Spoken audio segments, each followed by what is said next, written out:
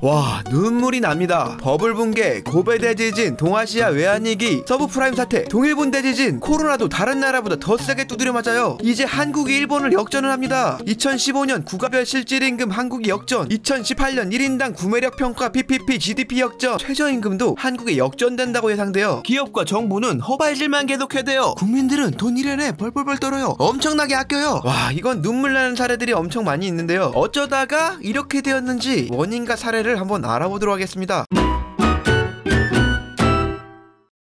여러분, 여기 1인당 GDP 그래프를 보세요. 예전에 일본은 압도적인 금액이었거든요. 우리나라가 1만 달러 진입하니 많이 할 때 일본은 4만 달러 진입하니 많이의 기로에 서 있었어요. 이게 2023년 추세로 1인당 GDP는 우리한테 역전된다고 예상되는 건데요. 물가와 환율을 반영한 구매력 평가 기준 GDP가 있는데요. 일명 PPP 1인당 GDP라고 부릅니다. 물가가 반영되었다는 이야기는요, 예를 들면 똑같이 1인당 GDP가 100달러인 국가가 두 군데가 있는데 한 군데는 물가가 비싸고 한 군데는 물가가 싸다면 당연히 물가가 싼 국가에서 100달러로 구매할 수 있는 상품과 서비스가 많이 있습니다. 그러면은 이 물가가 싼 곳에 100달러는 물가가 비싼 곳에 100달러 이상의 가치가 있는 거죠. 이런 게 다 반영이 되었고 만들어진 지수가 PPP GDP 지수인데요. 이 PPP 1인당 GDP는 2018년 한국이 43,001달러로 일본의 42,725달러를 추월했다고 합니다. 또 경제협력개발기구 OECD가 조사한 국가별 실질임금에서도 한국은 2015년에 이미 일본을 넘어섰다고 하는데요. 근데 이렇게 얘기하니까 잘 안 왔는다 그래. 국내 총생산이랑 나랑 무슨 상관 있냐 그래. 네, 맞습니다. 좀 더 모두가 피부에 와닿는 최저임금으로 한번 말해볼게요. 2022년 10월에 새롭게 적용되는 일본의 최저임금은 뭐 지역별 4년마다 차이가 있지만 평균 최저시급이 961엔입니다. 우리나라 환율 기준으로 9,194원인데요. 내년도 우리나라의 최저임금은 9,620원입니다. 사상 처음으로 한국의 최저임금이 일본을 넘은 것인데요. 일본의 잃어버린 10년이었던 2002년에 일본의 최저임금은 우리나라 돈으로 7,250원대였습니다. 반면 우리는 2,275원이었죠. 거의 3배가 넘었어요.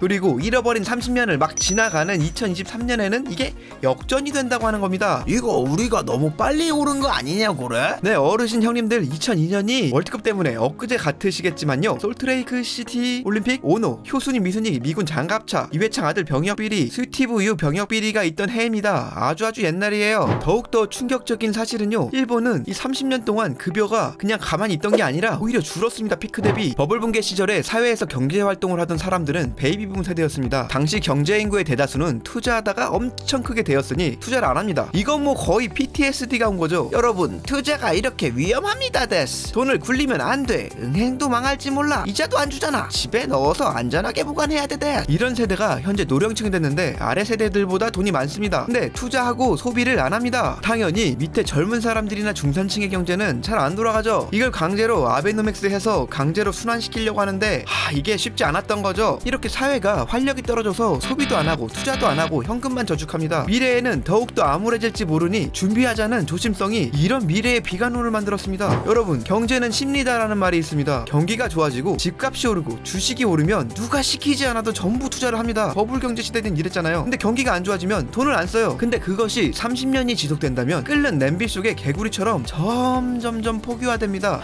야래야래 쇼가 나이나. 이런 드립들이 유행어가 될 만큼 자포자기가 일상화됩니다. 이렇게 경제는 더 얼어붙고 디플레이션 악순환에 빠집니다. 지난번에도 잠깐 언급했는데요, 이 디플레이션 경제의 특징은요, 내일이면 제품의 가격이 더 떨어집니다. 그러면 사람들이 물건 안 사죠. 기다렸다 사는 게 더 이득입니다. 그러면 2년이 지나도 안 사고 3년이 지나도 안 사는 게 더 이득이에요. 이게 죽기 직전에 사야 제일 쌉니다. 죽기 직전에 사면 바로 죽을 텐데 무슨 소용이 있나 그래? 맞습니다. 그러니 죽을 때까지 물건을 잘 안 삽니다. 공장이 망합니다. 회사가 망합니다. 고용이 안 됩니다. 월급이 줄어듭니다. 사람이 잘립니다. 구매력이 줄어들어서 물건을 못 삽니다. 악순환이죠. 고통의 수레바퀴입니다. 이렇게 30년 동안 월급이 계속 깎이고 금리가 저금리여서 은행이자도 안 붙으니까 사람들은 절약만이 미덕이라고 생각합니다. 우리는 보통 주식을 하고 부동산을 하거나 코인에 돈을 넣는 등 투자로 재테크를 하려고 하는데, 일본은 나가는 돈을 최대한 아끼는 것이 기본적인 재테크의 수단이라고 생각합니다. 철저하게 아껴서 돈을 모으려고 합니다. 오히려 돈 쓰는 걸 악이라고 간주합니다. 일본에서 블로그 중에 제일 인기 있는 컨텐츠가 절약 블로그입니다. 최근 일본인들의 베스트셀러 책입니다. 연봉 200만원으로 풍족하게 살다. 부제는 절약하는 것이 즐거워지면 인생이 해피해진다. 절약이 엄청납니다. 우리 왜 예전에 물 아낀다고 변기통 물통크에 물통이나 벽돌을 넣었던 걸 기억하실 거예요. 근데 일본인은 여기서 한 수 더 뜹니다. 욕조 안에 이렇게 물통을 넣어놔서 적은 양의 물로만 목욕을 할 수 있게 합니다. 근데 뭐 일본은 알다시피 저 물을 혼자 쓰는 게 아니라 할아버지, 아버지, 아들, 할머니, 어머니, 딸 순서로 쓰고 여기서 조금 더 아낀다고 윗물을 걷어내고 다시 조금 채워서 다시 씁니다. 냉장고에 냉장고 문을 열어도 이렇게 커튼을 두어서 날아가는 냉기를 잡아서 한 푼이라도 전기세를 아끼고요. 은행에 돈을 넣어도 이자가 거의 안 붙기 때문에 현금을 이렇게 집에서 모읍니다. 그래서 이렇게 100만엔, 우리나라 돈으로 1000만원을 모으는 저금통 이런 게 인기입니다. 얼마 전에 대게와 참치를 못 먹는 일본인이라는 기사가 나와서 화제가 된 적이 있습니다. 30년 동안 일본의 실질 월급이 줄어들자 외식업체들은 손님 떨어져 나가는 걸 우려해 가격을 올리지 못하고 매입 가격을 한 푼이라도 더 깎으려고 듭니다. 결국 최근 최고급 참치는 대부분 중국과 동남아시아 국가로 향한다고 하는데요. 뭐 일본은 경매에서 30년 전 가격을 부르니까 참치가 일본으로 가겠어요? 여러분도 짱구는 못 말려 아시죠? 짱구의 나이가 30년 동안 5살이에요. 원래대로라면 30살 지났으니 이제 35살이거든요? 그 죽 중에 짱구 아빠 신영만의 나이가 35살이에요. 둘이 동갑이 됐어요. 그러면 짱구 아빠가 셀러리맨 때일 때는 가족한테 대게하고 참치를 사줄 수 있었겠지만 짱구가 아빠가 된다면 짱구는 가족에게 대게와 참치를 비싸서 못 먹여요. 여기 일본 편의점이 있습니다. 편의점 상품 중에서도 잘 나가는 상품들은 도시락 같은 제품인데요. 여기 일본 최고의 베스트셀러 도시락이 있습니다. 바로 로손이라는 편의점에서 나오는 200엔 비엔네 도시락입니다. 소세지만을 반찬으로 만들고 200엔이라는 가격이 팔아서 베스트셀러가 되었는데요. 근데 여기서 소비자들은 더 싼 걸 원합니다. 토레데와 비싼 소세지를 빼서 가격을 다운시킵시다 데스. 아니 나니 그러면은 맨밥밖에 안 남는다 데스. 그러면은 간장을 넣고 가스오부시만 넣고 먹을 수 있게끔 출시합니다 데스. 아 이게 맨밥인가요 도시락인가요? 하지만 해당 도시락도 인기랍니다. 돈 버는 직장인들도 소비를 줄입니다. 짱구 아빠 신영만 씨처럼 저렇게 일본 셀러리맨들은 퇴근길에 맥주 한 병 사서 집에서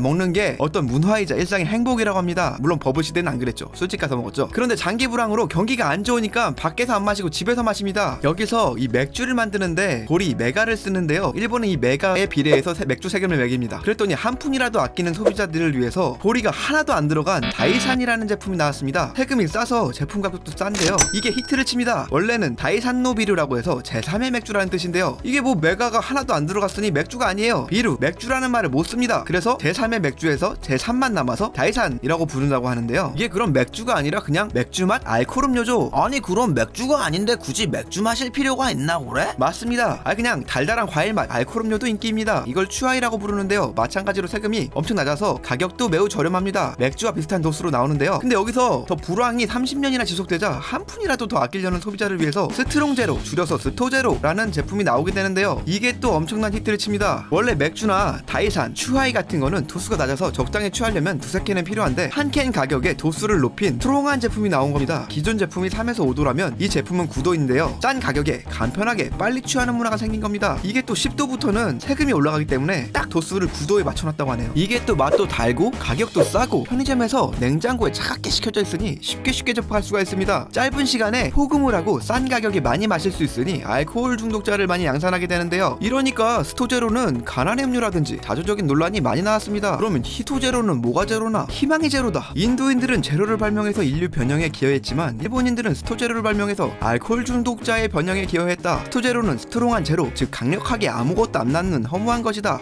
스토제로는 복지다. 이름에 걸맞게 일단 먹고 나면 아무것도 생각 안 나게 해준다. 이런 분위기가 계속되다 보니까 뭐 이런 만화도 등장하게 되는데요. 정액제 남편의 용돈 만세, 월 21,000엔의 라이프, 한 달에 21만원의 용돈을 받는 남편의 용돈 관리 이야기 만화인데요. 뭐 어느 정도 과장한 거겠지만요. 아니 사치스러워봤자 과자잖아. 정말 삶이 빡빡해 보입니다. 와 이거 완전히 국뽕 유튜브 아니냐 그래? 자극적인 일본인들 서민 힘들게 사는 이야기 말고 경제 이야기를 해라 그래. 나 그때 아베가 쏘아 올렸다는 화살세계는 도대체 어떻게 됐냐 그래? 네 이거는 아쉽게도 다시 다음 시간에 말씀드리겠습니다. 오늘은 버블 붕괴 이후로 잃어버린 30년 동안 일본 국민의 생활에 대해 알아봤습니다. 다음 이야기 때 뵙겠습니다. 내용이 마음에 드신다면 구독과 좋아요를 부탁드립니다.